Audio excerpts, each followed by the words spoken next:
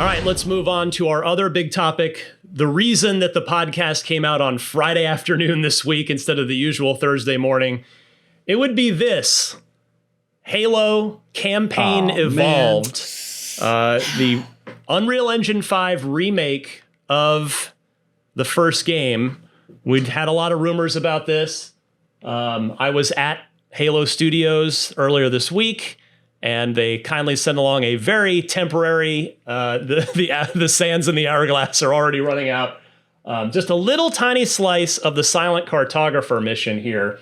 Look at this dude flexing on us. I know. Yeah, it's 100%. I just wanted to kind of, just brag a little bit to you guys because, so it's Halo. Rude. It's like, watch out. We're gonna come over to your house. We'll bring some snacks, okay? That's right.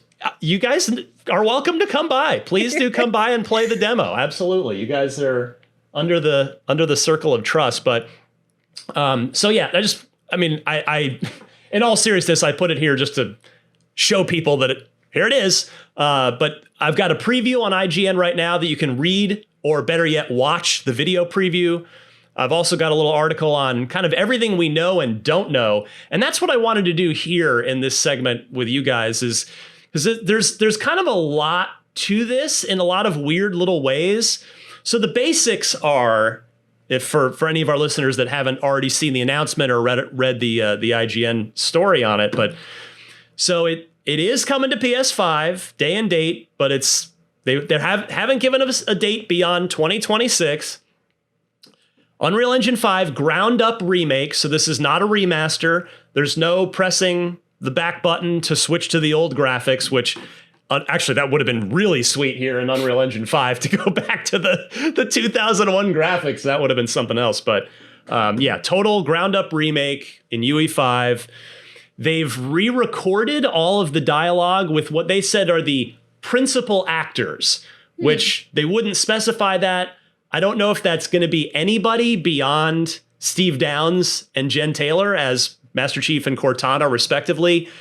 Presumably, that would also include Sergeant Johnson as well, because probably the biggest thing in this for Xbox fans who've played Halo 1 a million times, like Miranda, I know you've co-opted through this thing with like every family member and many friends. I've dragged so many friends into playing this. They're just like, I don't play games. I'm like, well, you're playing one a day. So they are adding an all new 3-mission prequel campaign that revolves around Chief and Sergeant Johnson. So that's all I have so far. They would not tell me anything else beyond. I even asked them, so is that available from the jump, or do I need to complete the campaign first to unlock it? They would not give me an answer. So they're being very restrictive about what information they're giving out so far. But so that's the big new thing. There is 2-player split screen on the console. Ooh. Or 4-player online co-op. And as one of the little gameplay tweaks to support that, the Warthog now has a 4th seat. Oh. You can have a 4th player on the Warthog so that nobody in co-op is left behind. Oh. They sit on like the back of it, basically, like it's an open tailgate in a pickup truck. That's cute. I think that's a nice little addition. But they've also ported back some of the newer features that came to subsequent Halos. Like, for instance, Halo 2, we could hijack vehicles, board them, and we could destroy vehicles.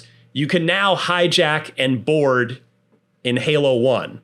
So no more invulnerable Scorpion tank runs. I mean, you're still probably in pretty good shape in the campaign against the AI if you've got your Scorpion tank. But yeah, you are not completely just God. You're not God inside that tank anymore. Speaking of tanks, you can also pilot the Wraith tanks now, which of course was something that didn't come along until Halo 2.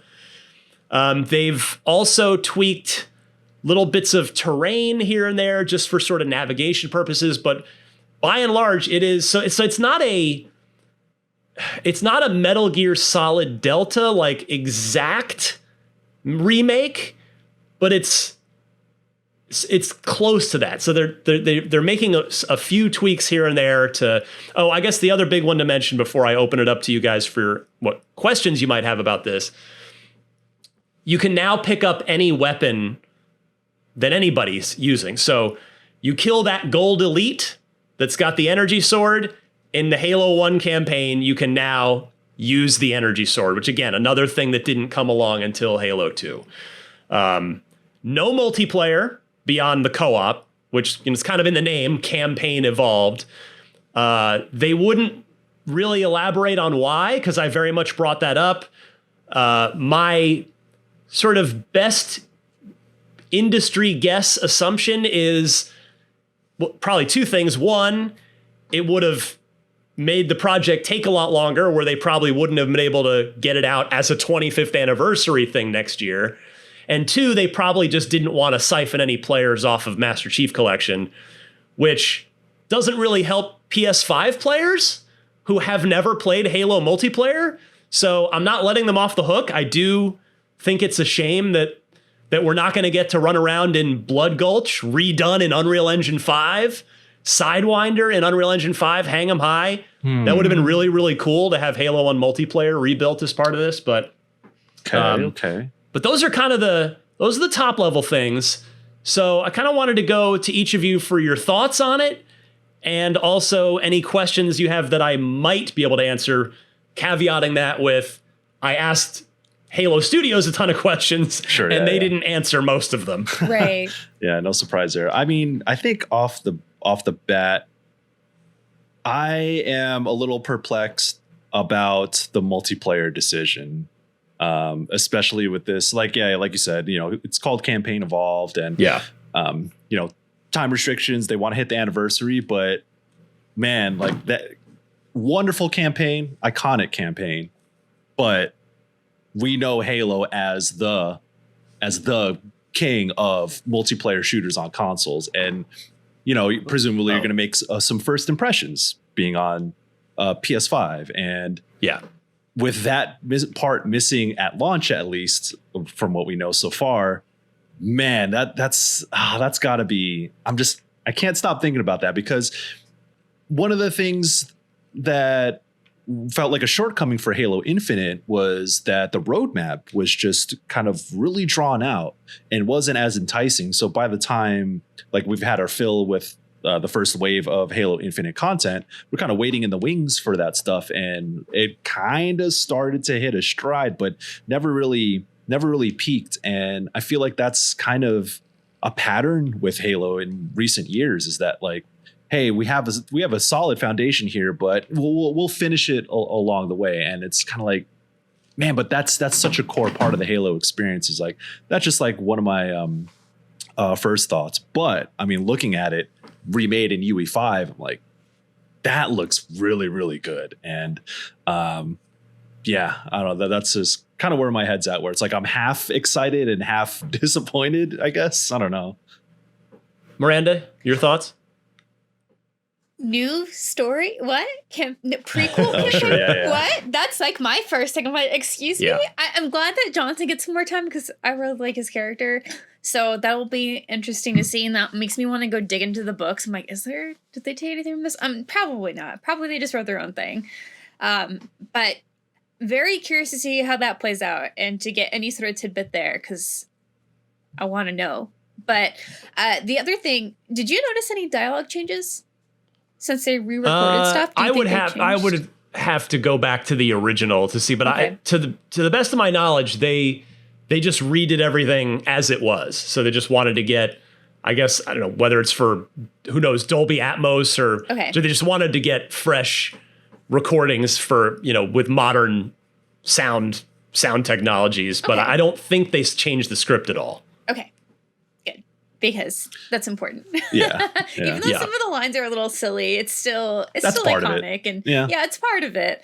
I think too, one thing I love is the Marines and generally Covenant chatter. They just have a lot of good lines and very goofy stuff. So I just don't want them to change that too much. But I want to hear the grunts yapping. Yeah, which Right. we know how they do that now. Joseph so it's Staten okay. voicing the grunts. Yeah, Yes. it's and presumably that falls into the not the principal cast, so that's just going to be all the original recordings there. Sure. Yeah. Yeah. So I imagine that'll be good.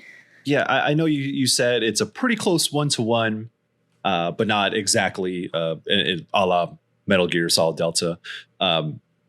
But one of the big things about Halo 1 was the enemy AI and sort of the way combat arenas and combat situations were set up. That was like revolutionary at the time.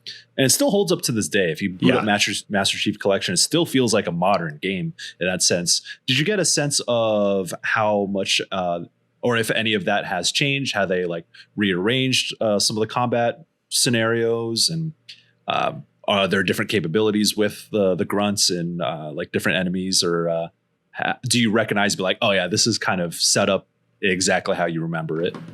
They did, hold on, let me find the quote here. They did say, I don't think they're changing enemy AI, but they did mention, gosh, where is that? I just have pages and pages of notes here.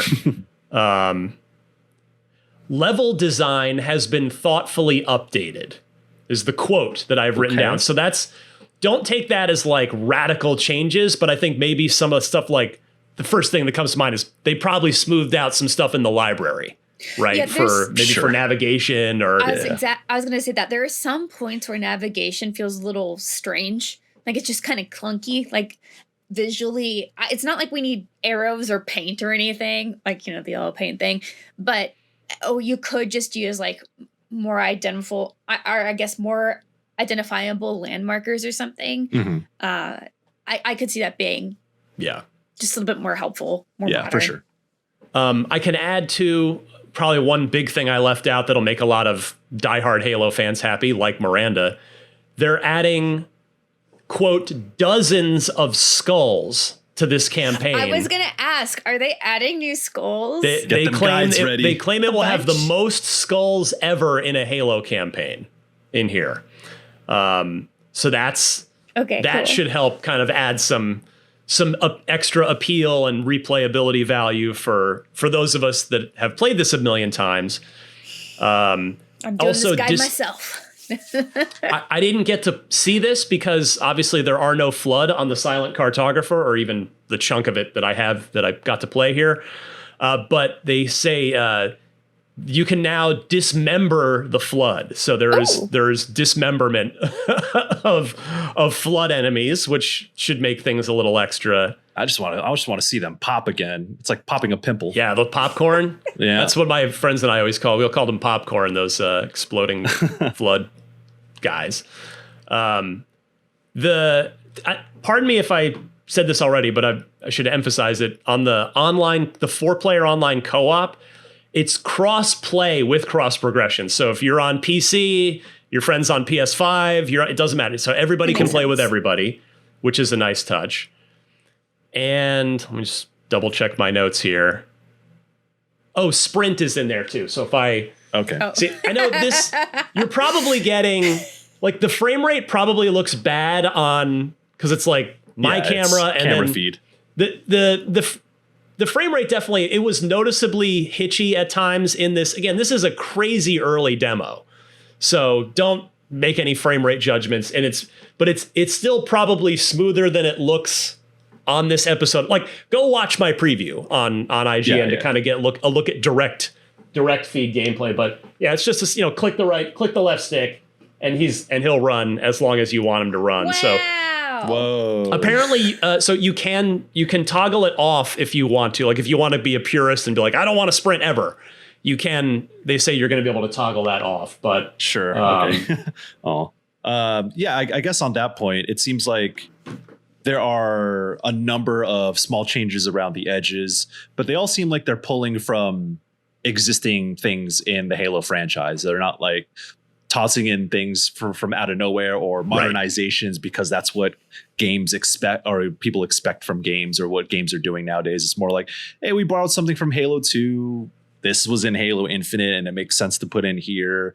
So there aren't drastic changes and it doesn't seem like anything's going to be unfamiliar to the Halo franchise.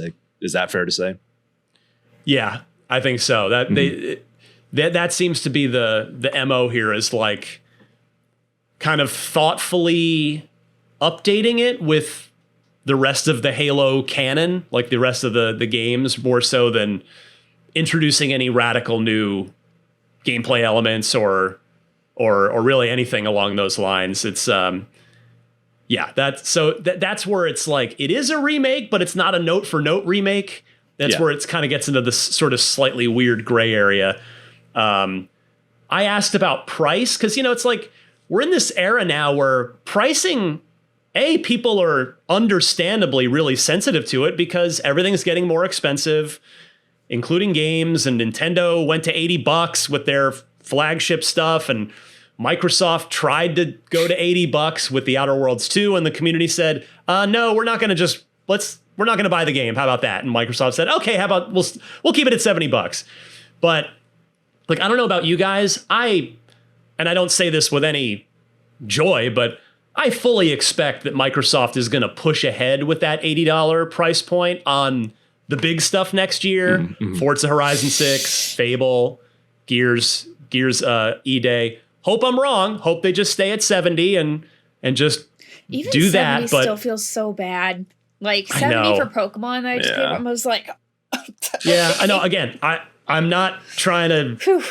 I'm not trying to defend the $1 trillion corporation or advocate for them to charge more money. I just, with the way they've been raising prices on everything else, that's kind of my expectation. But to that point with this, with Campaign Evolved here, I don't think they can charge full price for this. Like I would be. Is it even multiplayer?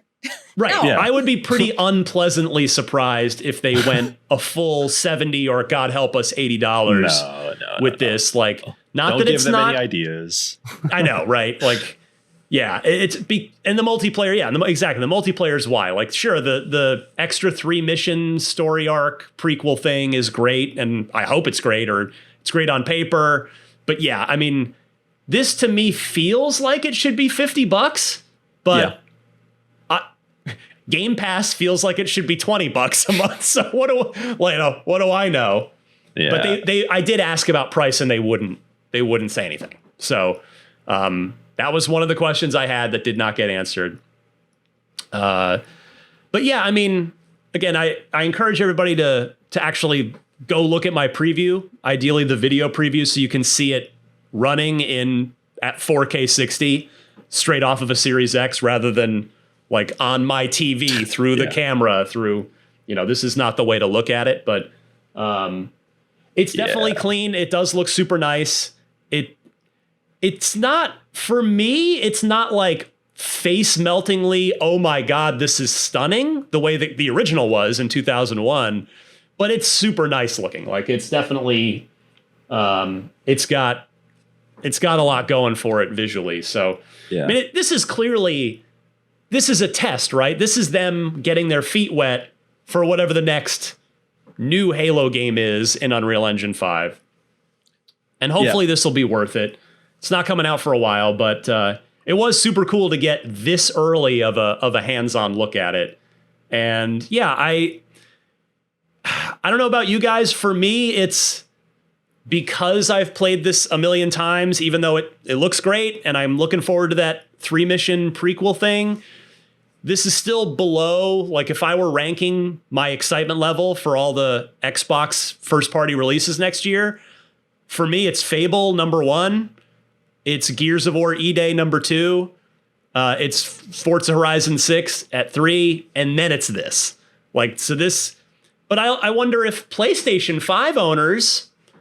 You kind of started to get to touch on this, Michael, and maybe we could kind of talk more about that for a minute, because I think you brought up a good thought exercise there. Is like, are PlayStation 5 players going to be super excited about this? A game that, yes, is, to pardon the phrase, legendary from Xbox, but it's also 25 years old. So how do you both think that PlayStation gamers are going to react to having Halo, even granted it's a remake of a 25-year-old Halo?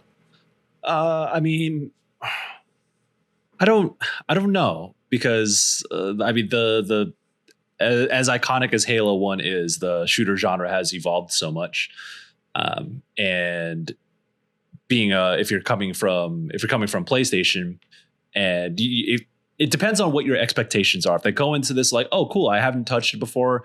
This is a modern version that is now on my console. Right. I'm going to enjoy it for what it is. I think, that's perfectly fine, especially if they're going to be doing split screen co-op. That is kind of where the magic is at with a Halo campaign.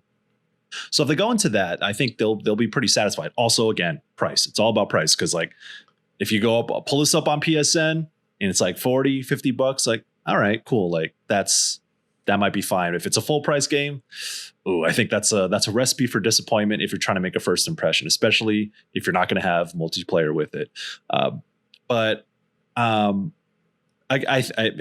It'll be exciting for them. It's going to probably be on the charts for PlayStation. And it's all about setting a precedent, right? And I think you said this a little bit too, Ryan, is like, it was kind of tease up for whatever's next in the franchise, whether it be remakes of other Halo games or whatever the next big step in the franchise is. I think this is a good barometer for where the excitement's at, where people's heads are at, and how they can wedge themselves into different markets, alongside the changing strategies for Xbox as a platform. I think like Halo is going to go that way as well. So this is, if anything, it's more of them probably setting themselves up for what's to come. Also, because now they are dealing with UE5. And as we've mentioned before, moving from, was it the Slipstream engine with Halo Infinite?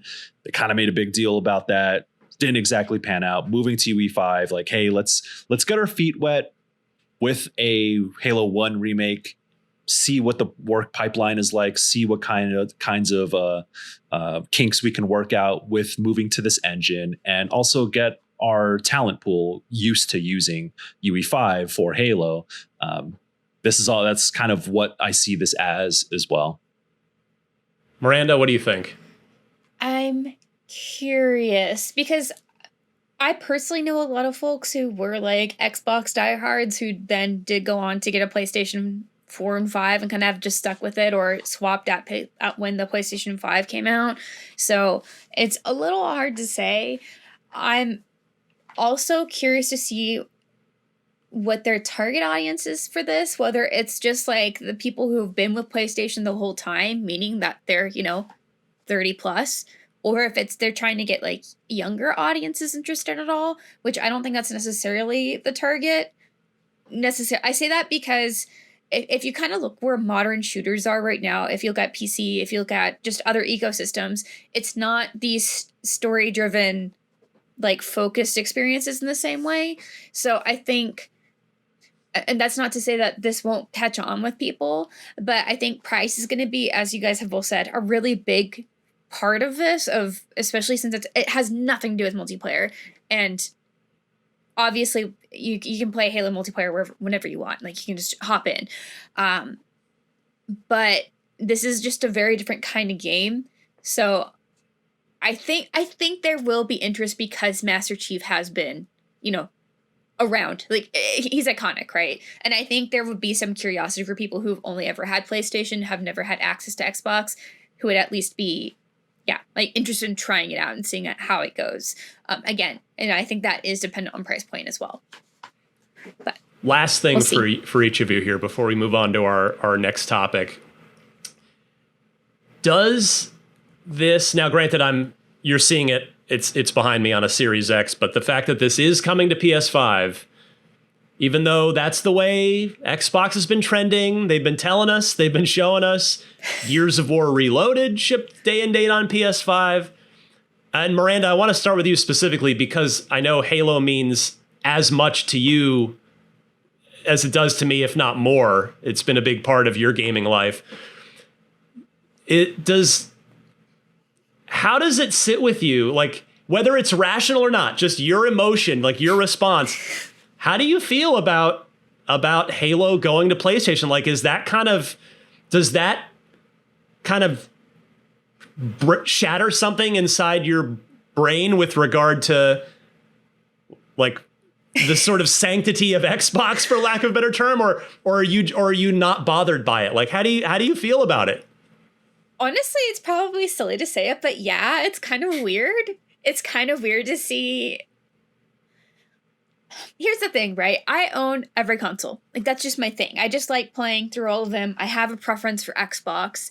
And I think, as we've stated many times before, there's value in having exclusives, right? It's nice to have options, but an exclusive means like there's a reason to have this beyond just having another system that can play it, and beyond, oh, well, I like the peripherals or how this like ecosystem works.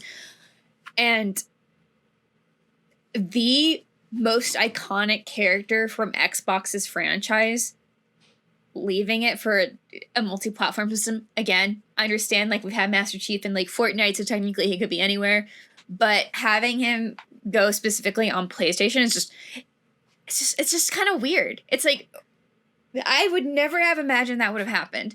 And it does feel, again, as we kept saying, we brought up before, like Microsoft or Xbox leads have said, you know, their competition isn't necessarily Nintendo and PlayStation anymore. Like, they're looking for other ecosystems where they become bigger. They're like, we're looking at, you know, Amazon and Google, and it's just weird to see them say, like, exclusivity is not that important to them anymore. And I mean, obviously it's just not. Like, if you're willing to give like the biggest thing away, it's just not. So again, I think it's better that anyone can play a game that they want to play with what they have, because it is really hard to be able to be someone who can own all those consoles, because it's expensive. This is a very expensive hobby. And for us, jobs. But, you know, I think when you come down to it, I'm glad more people will get to see a game that I love a lot, and especially that it has co-op. I think that's really important, that they've made sure that that's still a staple with this and with Gears. It's so important to have co-op on these. Mm-hmm. But it's just like, wow, what? On PlayStation? Man, that's so weird. Like, being completely honest, it's just so weird. But it's, at the end of the day, it's fine. It's a video game. It's a hobby. But it's still just very weird. Michael, where do you sit with it? Yeah, it's gonna take some getting used to, but you know, you got to start somewhere, and we've kind of already started with Forza. Of course, less.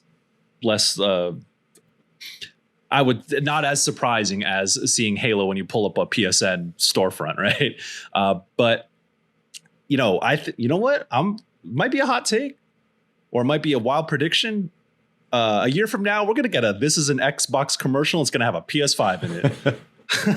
I mean, but that's the thing, right? It's like, it kind of makes you question, like, why even buy an Xbox at this point? Buy a PlayStation. Yeah. And I think like, if we get to our next topic for the show, like that kind of coincides with like this grand idea of what Xbox is doing as a publishing studio, and I guess a brand that you can lend to hardware makers, because that's just kind of how they're going to win the game, or like that's how they're going to define their success. And a small part of that, you know what I would say, a big part of that is putting something like Halo on PSN or on PlayStation. And nothing, I think I've said before, nothing surprises me. This might be the most surprising thing so far. But even then, I'm kind of like, yeah, you could have seen this from a mile away. We've been talking about it for so long. It's been rumored for a long time. And it's got to happen at some point, and it's happening. So I thank you both for that. Because for me, again, even though I haven't played it on a PS5 yet, there is something about having been around Xbox so long, covered it so long. It does feel like a point of no return for Xbox. Like you can't put the toothpaste back in the tube after this. Like, nope. It's and while Miranda, I think you made a great point about it's awesome that more people get to play it, and obviously Microsoft thinks it makes business sense to put it on PlayStation, as they've already been proven correct with the likes of Forza Horizon 5 as kind of the most notable example of that. But I think we'd probably all agree that this situation, that Xbox is even putting anything on any other platform, it's a problem. It's a solution to a problem that they created for themselves by just screwing up so bad year after year and just just making mistake after mistake. And that's why Sony's not doing it, right? Like Sony's starting to dip their toe in the PC waters, and they're going to keep doing that because PC is growing, console really isn't. And, you know, Sony's still not even doing day and date. They're doing like a year or more later on PC. Yep. So it does just feel like kind of almost like an admission. I don't want this to get like taken the wrong way by it, but Halo on PS5 almost feels like defeat in a way for Xbox, like an admission of failure. Like, we screwed up. We had to put Master Chief on PS5 because kind of like seeing Sonic on other platforms once the Dreamcast died. This almost feels worse, but I'm sure it's probably about that's probably just a fair comparison because that Sega Nintendo rivalry had been so strong for a long time. But yeah, and you're right. Eventually we got, you know, Sonic on Nintendo is now a completely normal thing, and Sonic's on other platforms too.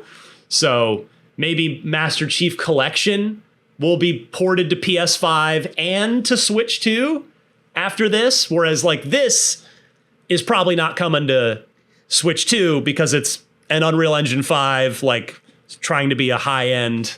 Yeah, like that's the whole point of this thing, right? But yeah, like there is something that feels weirdly, and again, maybe even unfairly on my part, feels weirdly unfair, maybe unfairly bad about Halo coming to PS5. Coming to PS5. And I think it's because, like, right, this is a hobby. This is something we love. This is fun. This is something we've invested in, like, so long. Like, championing and like not in a way like the console, not in that console war way, right? As like, this is the thing that I chose and that I'm really excited about, and I like their vision and like what they've done, and it feels like they're just tearing those bricks down when they're like, no, it's not going anywhere, it's fine. It's like you're giving away like the king chess piece. Like, what are you doing? Yeah. Or whichever one, I don't even know. But you know, it's just like the biggest part, you know, the bottom brick. It's like, what? That's well said. It's just such a strange thing to see. And I think, again, Ryan, for folks like us who have been in this ecosystem for so long, like I have such fond memories of, specifically with Xbox and also Nintendo. Like, there's a reason I'm here and not on, you know, beyond. It's because like I didn't grow up with the PlayStation. You don't necessarily have money to have all of it, so you're part of one of them. Usually, I mean, at least in this environment, usually it's one thing rather than everything. And so, like, growing up when, you know, this wasn't like the end all be all for all the hobbies in the house, like Xbox was such a big part of growing up and such a big part of like my gaming experience. And I think if you were there in those original days, this just does feel weird. And I think I mean, it's okay to have feelings, but it's just one of those things where it's like, I don't feel like I'm a console war person. And obviously, I really like Xbox. I'm on the show. But it still just feels like some strange betrayal. Like, betrayal. Exactly. But yeah. I know it's not that serious. It's really not. But it also, I think it's fair for some of us to feel a little strange about it. I just don't know how I'm going to play this game with symmetrical sticks. I don't know. I like the symmetrical sticks. I do like them. I don't. But it's gonna be weird. I hate them. Like I don't think I'd be sniping with a pistol. I won't be doing sticks. That. Yeah, sorry. I'll be staying home on my Xbox controller. Yeah, I mean, like, here's the thing. If they put this on Switch, this game's gonna feel so bad with the Joy-Con. You guys, those controllers are not made for shooters. It's so bad.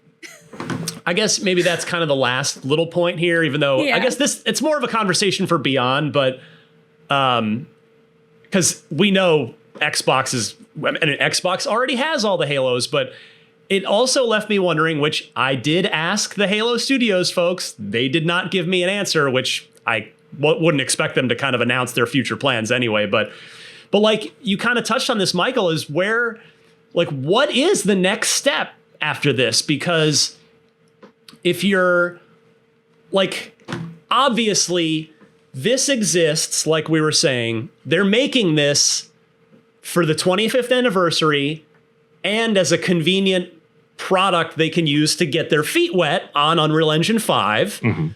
And it's Halo 1, so they can put it out on PS5 and be like, come on in, PlayStation people, like, come see where this all started. And you don't have to know 6 games worth of lore to jump into this. But where do they go next in terms of, if Halo's a multi-platform thing now, like you were saying, Michael, like, do they do Unreal Engine 5 remakes of Halo 2 next and then Halo 3? Or do they just port?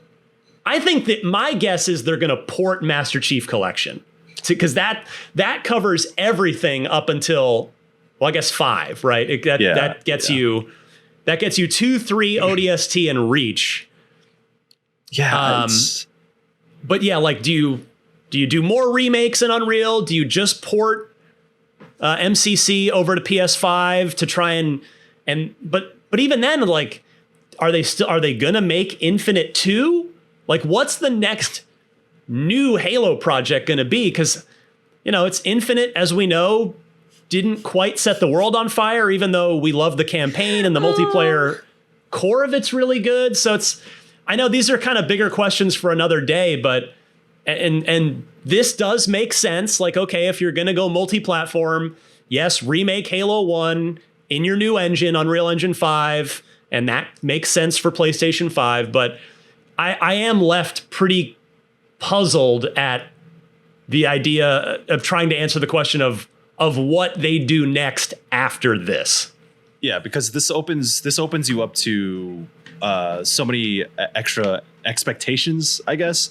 And it depends on what their ultimate goal is with this sort of thing. Like, do you just do a Halo 1 thing for the anniversary and be like, all right, cool, now we're going to move on? That might be a thing. Or is this like setting up a production pipeline for 2, 3, and 4 Reach to be remade in UE5? I don't know, because like, I think about RGG Studios and the Yakuza franchise. I'm actually pretty surprised they're doing a Yakuza Kiwami 3, because they did their 3, 4, and 5 remaster collection for all modern systems. To be like, okay, we remade 1, we remade 2, we put 3, 4, and 5 as they were remastered for modern platforms, and then we continue the franchise from 6, 7, Infinite Wealth, and all that.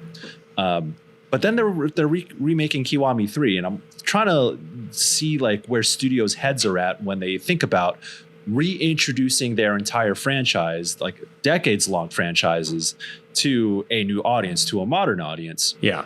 And the way RGG has done it has been really good, but I think like the timeline is starting to crunch on them, where it's like, well, this isn't going to make this, the way in which the series has gone now with Yakuza. It's like, I don't know if a Kiwami 3 is going to make the same impact that a Kiwami 2 did back in 2018.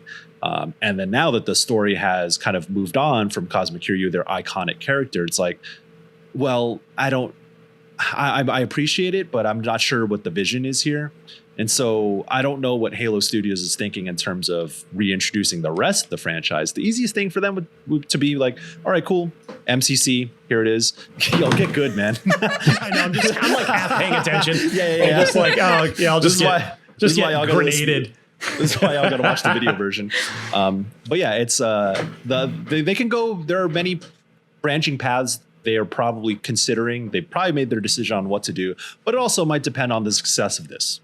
If I were to take a wild guess, I would say that they would continue remaking campaigns in UE5 and then have a unified UE5 multiplayer Halo suite that would be continually updated.